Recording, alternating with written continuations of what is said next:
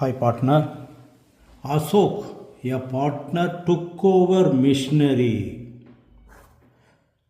அப்போ இதில் என்ன கேள்வி கேட்டிருக்காங்க, how will it affect the realization account? அப்போ dissolution of firm, dissolution of ஃபேர்மில் ஒரு பார்ட்னர் அசட் எடுத்துக்கிடுறாரு. அடுத்த பாரு, மிஷினரி ஒருத்த 80,000 in full settlement of his loan. அப்போ அசோக் ஃபேமுக்கு லோன் கொடுத்துருக்காரு, 1 lakh rupees கொடுத்துருக்காரு.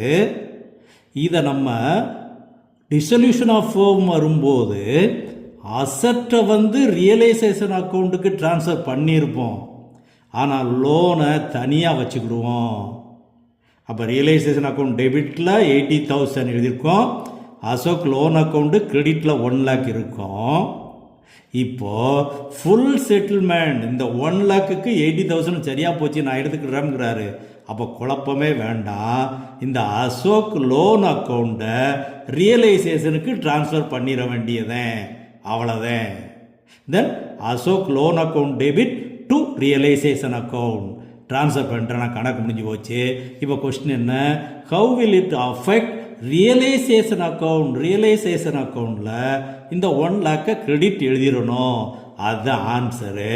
அப்போ பாரு, realisation account will be credited by 1 lakh.